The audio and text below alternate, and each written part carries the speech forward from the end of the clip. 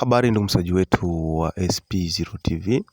Siku ya leo tunataka tukujulishe yanayoendelea sasa katika mji wa Sake. Najua baadhi ya wengi wanafahamu mji wa Sake ni sehemu ambako palikuwa napitika mapambano makali sana kabla hata M23 hajashika mji wa Goma. Kwa hivyo msikaji wetu, ningekuomba unitege sikio. Je, Sake kumepitika kitu gani ama kuna tatizo gani? Kwa sasa kitu ambacho wa M23 ambacho wamekifanya siku ya leo. Kwa hivyo msikaji wetu, tungekuomba tu kikubwa ni wewe kujabone, kusubscribe chini ya hii video hapa chini. Utakuwa unafanya kitu muhimu kabisa, kwa sababu kipindi ukijabone unakuwa unapata habari zetu.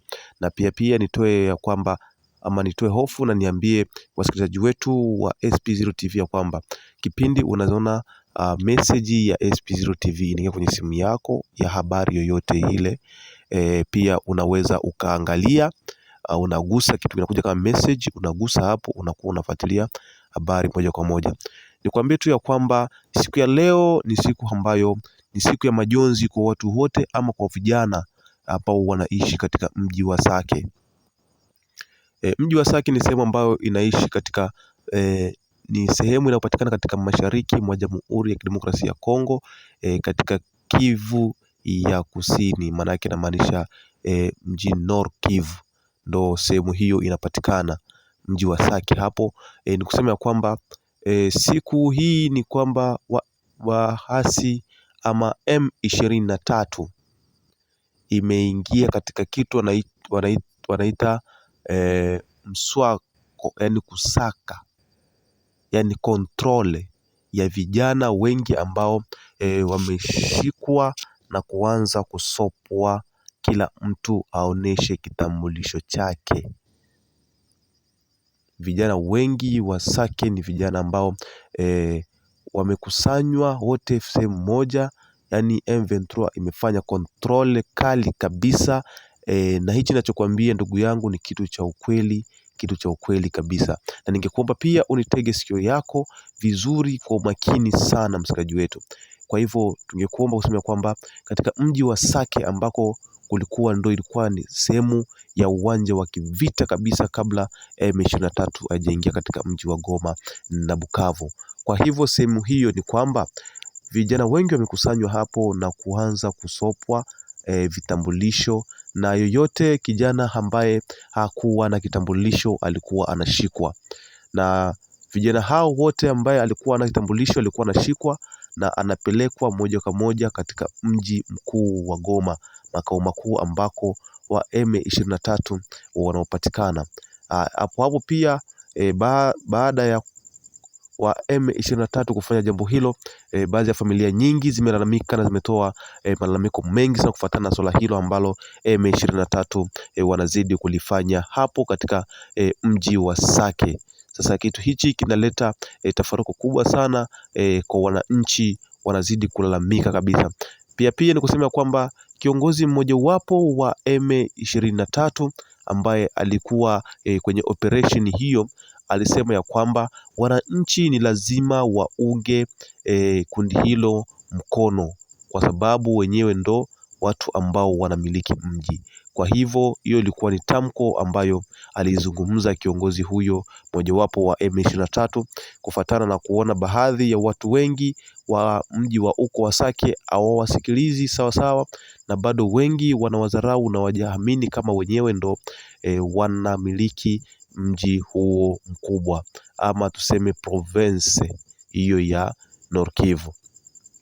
Baadhi ya wazazi wengi wamelalamika mengi sana na kutaka kuomba serikali ya Jamhuri ya Kidemokrasia ya Kongo ama serikali ya Felix Tshisekedi ifanye chini juu kuhakikisha kwamba sehemu hiyo yote inakuwa na usalama kabisa.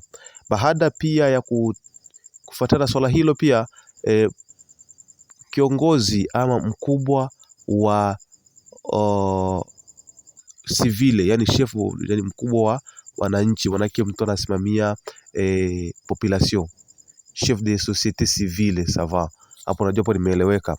Amezungumza, yani mkubwa wa raia wa eneo hilo la Sake amezungumza ya kwamba mambo mengi yanatokea sana. Yani kwa sasa hivi mji wa Sake unakuwa ni sehemu ambayo tozo inakuwa ni kubwa, kazi inakuwa nafanywa kwa nguvu, kwa kulazimisha, tofauti na jinsi walikuwa wakiishi hapo zamani. Sasa hivi kazi zinakuwa kwa mkazo sana, na hivyo kwa sababu swala hilo tayari limeshatokea na linazidi kuendelea mpaka sasa, kama janga hili ambalo vijana wengi wameshikwa ambao hawana vitambulisho katika eneo la Sake. Kwa sasa imekadiriwa vijana ambao wameshikwa bila vitambulisho katika mji huo wa Sake ni vijana takriban 121, yani 121 person ndio wamekamatwa ambao wana vitambulisho, na vijana hao wote wamepelekwa katika mji wa Goma, ndio wamepelekwa vijana wote hao. Kwa hivyo wanatoa wito kwa watu wote ya kwamba sasa hivi hali inazidi kuwa mbaya na hali inazidi kwenda pabaya kabisa kufuatana na swala hilo ambalo M23 wanalianzisha katika maeneo hayo. Na pia mkubwa wa raia amehakikisha kwamba kuhitaji msaada wa serikali kufanya chini juu kuhakikisha mpaka sehemu hiyo inarudi katika mikono salama, kwa sababu mambo bado yanazidi kuwa mabaya zaidi ya mabaya. Walikuwa wakitegemea mambo yatakuwa ni mazuri, watoto watulie, lakini sasa hivi mambo yanazidi kuwa mabaya kabisa. M23 kitu ambacho wanaanza kukifanya kwa sasa hivi. Kwa hivyo ningelikuomba msikilizaji wetu wa SP0 TV usikose kutufuatilia kwenye televisheni yetu hii, na usikose kufuatilia habari zetu, kwa sababu sisi tunatoa habari ambazo cha kwanza ziko na uhakika, cha kwanza tunahakikisha, cha kwanza tunajua kwamba hii ni habari ambayo ipo, inafanyika, kitu kinafanyika, kinatendeka, na ushahidi unakuwa wa ukweli. Kwa sababu kipindi habari inatoka, msikilizaji wetu usiulize maswali mengi, usiwaziwazi mbona hivi. Ni wewe ukifuatilia moja kwa moja televisheni yetu unakuwa unapata habari zinazoendelea. Na nitoe hofu pia kwa wasikilizaji wetu, ni kusema kwamba wengi wanajua kwamba hii ni televisheni ya vitu vimoja tu. Hapana, hii televisheni inahusishwa na vitu vingi sana ambavyo viko na sehemu mbalimbali. Hii inaleta ni habari za sehemu mbalimbali duniani kote, umeshaona, na hivyo inakuwa ni habari ambazo ziko na uhakika. Kwa hivyo ukitulia tu kwenye televisheni yetu, ukishatulia tu, unakuwa unapata habari ambazo zipo kwa umakini, na habari ambazo ziko na uhakika, zina uhalali mzuri ndani yake, kwa sababu tunatoa habari ambazo zipo za ukweli. Hatukurupuki kwa sababu mtu habari inakuja hivi na hivi, no, habari tunakuletea habari ambayo inapitika na habari ya ukweli. Kwa hivyo usikose kujiunga, usikose kujiabone, usikose kusubscribe chini ya hii video hapo. Unasema andika subscribe, unagusa hapo moja kwa moja, unakuwa na sisi kipindi tunapoachia vitu vyetu, unakuwa pamoja na sisi. Kwa hivyo hiyo ni habari ambayo imepitika siku ya leo kuhusu jambo hilo. Watu wengi ama raia wengi wamelalamika sana, baadhi yao wanazidi kulia kufuatana na swala hilo ambalo M23 imefanya siku ya leo, kuchukua vijana zaidi ya 121 na zaidi ya hapo, kwa sababu hawana vitambulisho, na kuhakikisha kwamba wanaenda katika mji wa Goma kwenda huko. Hata sasa watu wengi wanajiuliza, je, hao vijana ambao hawana vitambulisho wanachukuliwa hivyo wanapelekwa Goma? Je, Goma kuna nini ambacho vijana hao wataenda kufanya mpaka wanakuwa wanafanywa vitu kama na hivyo?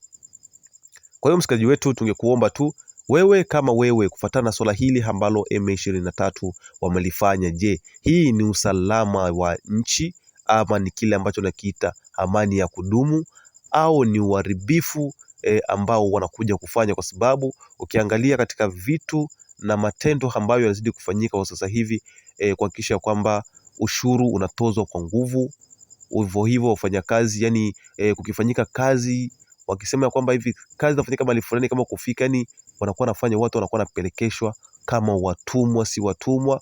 Ile demokrasia kwao haifanyi kazi yoyote, na nchi ya Jamhuri ya Kidemokrasia ya Kongo ni nchi ya kidemokrasia, umeshaona. Sasa hapo inakuwa ni janga kubwa sana katika sehemu hiyo ya Sake, ambako kwa sasa watu wanazidi kulalamika na kulia sana kufatana na masuala hayo. Kwa hiyo tunakuomba uzidi kuwa na sisi na tunashukuru kwa muda wako. Hiyo ni habari ya leo hii ambayo tunakuletea kwa sasa hivi. Ukiwa na maoni na mjadala pia unaweza ukawasiliana na sisi ama ukatoa komenti yako hapo chini, tukajua tufanye kitu gani, tuboreshe kitu gani, tufanye kitu gani, lakini ya kwamba hii ni televisheni yako ambayo inakuletea habari za ukweli kabisa.